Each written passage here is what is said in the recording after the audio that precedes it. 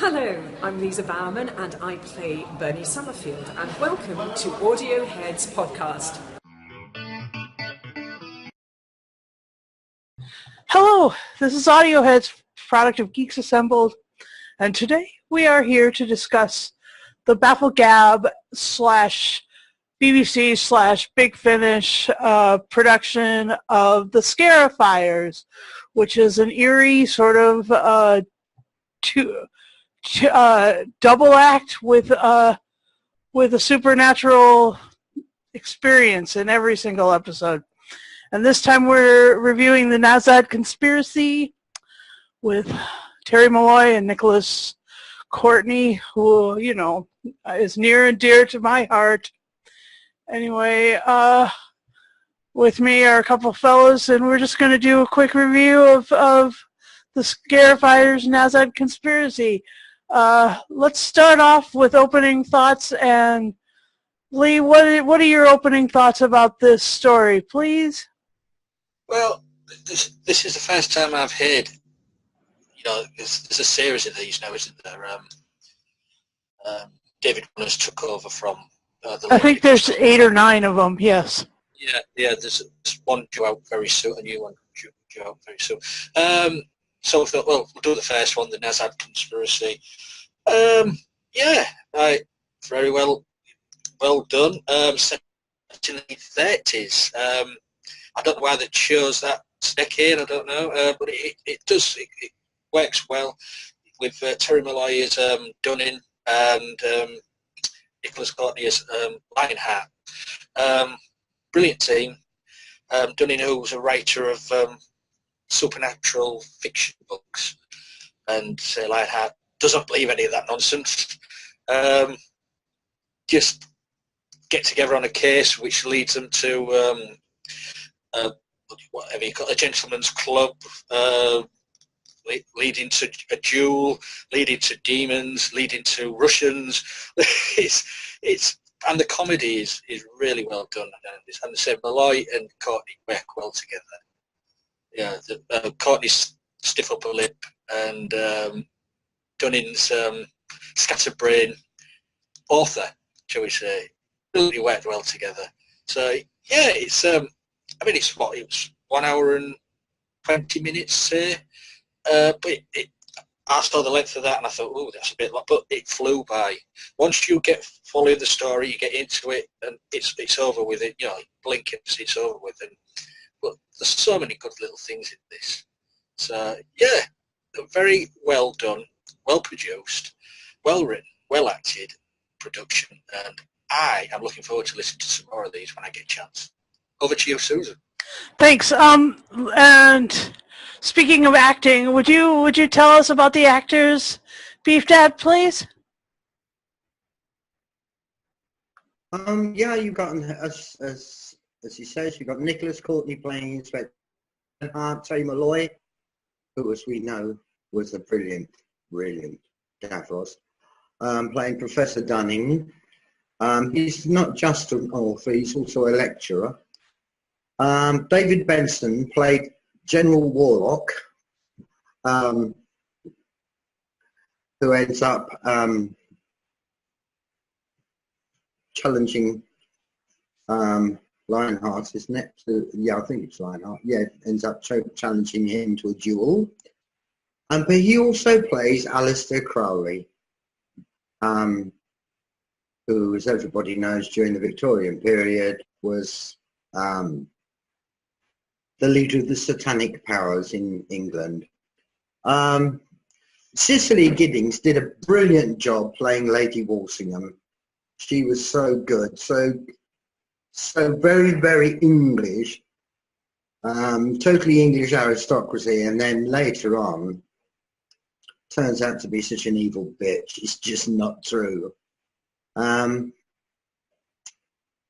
Konevsky playing Dr. Lasberts, Sivanola Rubsid playing Dmitry Romanov, Owen Allroyd played the Chief Inspector, Fang, which always, that name amused me.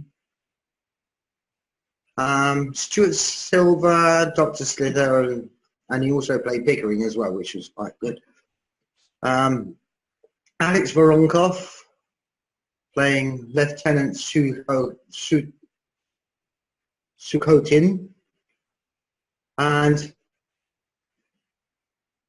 Zinovy Sinek playing Bobo the Clown. There's always going to be a clown in it somewhere, isn't there?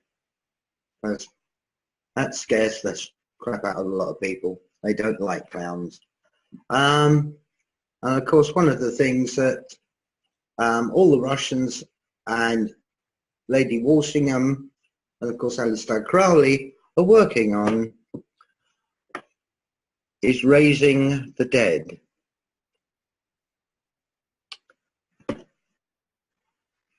And most particularly, a certain Russian mad monk,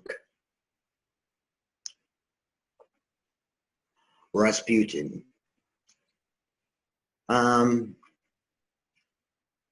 Who, well, I mean, basically he was poisoned, shot, stabbed, drowned, and he still managed to survive. God knows how. He was a really peculiar man, and of course very close to the royal family in Russia at the time, the Romanovs, and yeah, of course they really creep it up, and it's really good. It's so atmospheric. It is just so atmospheric, and the cast are very responsible for the atmosphere in this, because normally you say that the atmosphere is created by the sound and by the music, but so much of the atmosphere in this is created by the cast. It is just brilliant. Yeah. So my take on this is that it was amazing to hear Nicholas Courtney as another character, and Terry Malloy was, you know, the double act was really cool. They played well off each other. They had lots of sort of interesting experiences in this, and I liked the fact that they were going to try and raise Rasputin, and I loved the fact that there were Russians and clowns and you know, sword fights and all sorts of good stuff. Muskets, sorry. It's anyway. So the yeah, it was amazing, and I enjoy the eeriness of it. All the royal family, you know, both saved and injured, and they're going to change the world by raising Rasputin. The Romanovs are pretty.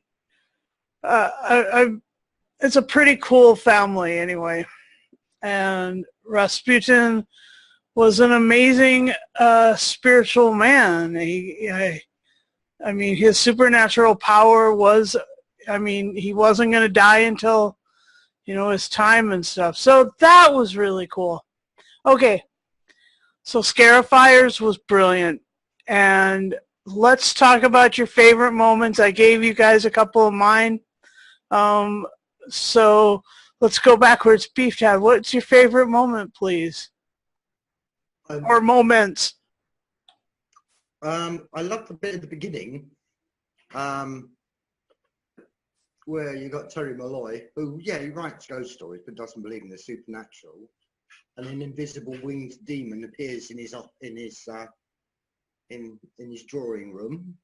That was fun, and I really enjoyed the meeting with Alistair Crowley, because as soon as I heard, well, wow, Alistair Crowley, there's a name I know, the Great Beast, and I really enjoyed that meeting.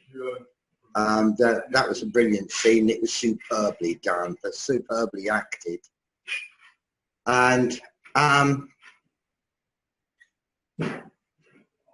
Lady Walsingham, the moment where they find them in the woods and they're about to commit a human sacrifice. That scene is that's just amazing.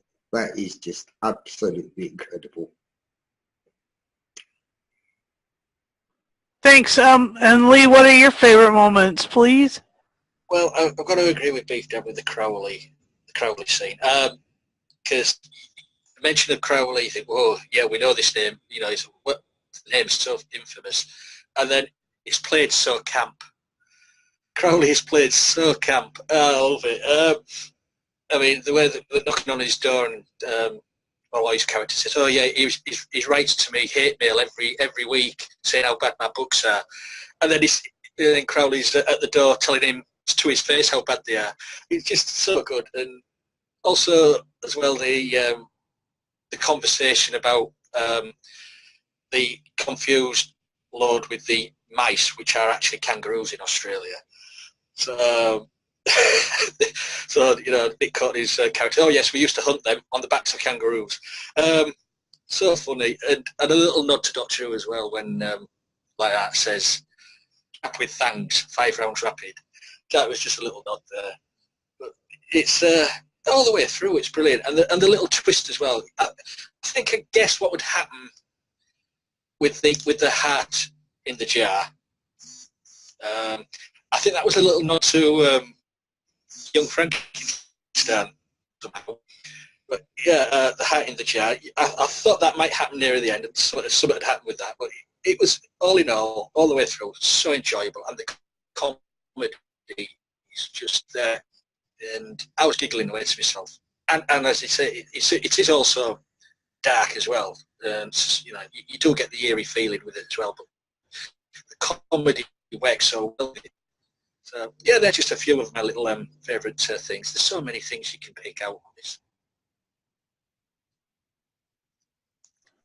Yeah, thanks. I've heard this a few times, and I'd forgotten the 5 rounds rapid until just now, until you reminded me. Awesome. Yeah, and you know, the hate mail, that was hilarious. I agree. And oh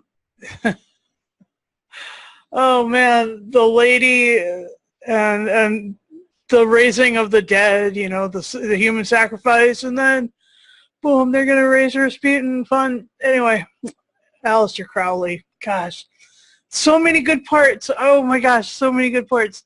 Okay, so here's my idea. Why don't we just agree that it's a 10 out of 10, eh, fellas?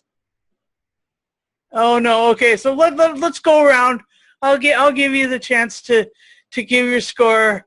I saw maybe something else happening. So yeah, let's go around and give score. Lee, you're first.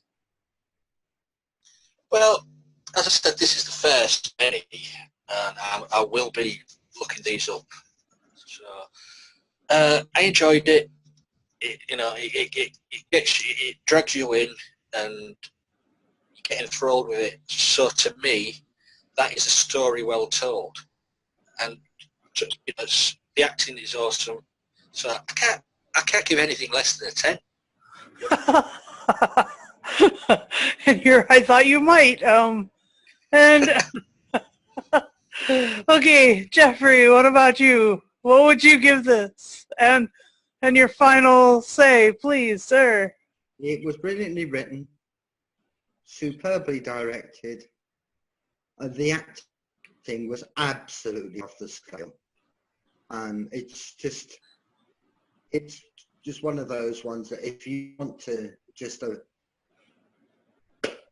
pass an hour and 20 minutes and you want to do something that you enjoy, you would listen to this again. It is just brilliant, and of course it gets a solid gold 10 out of 10. I agree. I will stand with these fellows in agreement for a 10 out of 10. I can never fault Nicholas Courtney. Not in the least. You know, most things that he's been in are absolutely brilliant, and he's an amazing actor, and Terry Malloy is a good foil for him.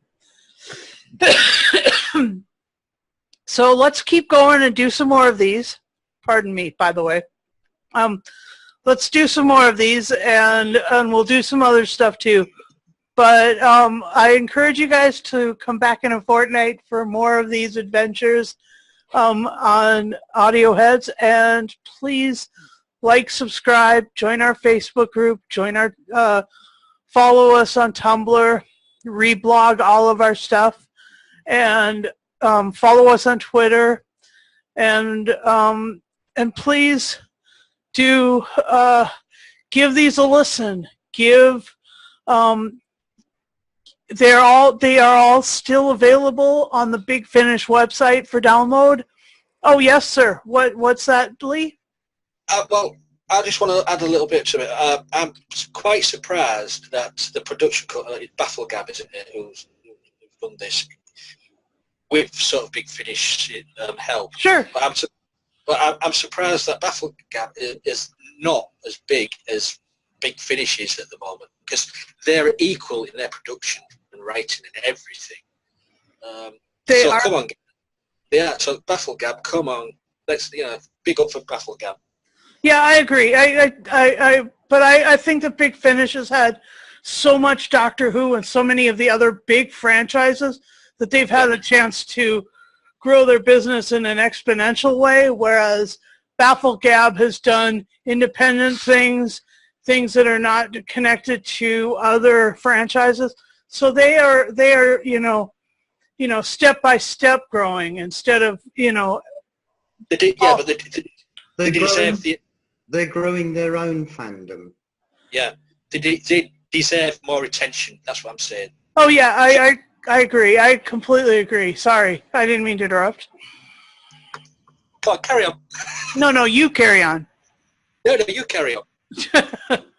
Okay, so thank you guys for watching this again, and we're supporters of all of these audio production houses, because they are, I mean, the stuff that's coming out came out. I mean, these happened 4 years before Nicholas passed away, and so these were amazing, and he's well remembered in them anyway. So come again in a fortnight and enjoy your listens to whatever you're listening to. But I would suggest Scarifyers, and I would suggest anything that Nicholas Courtney's in. Basically, again and again, I'll say his name, Nicholas Courtney. He's jolly good. Okay. And with that, we'll see you later. Bye-bye.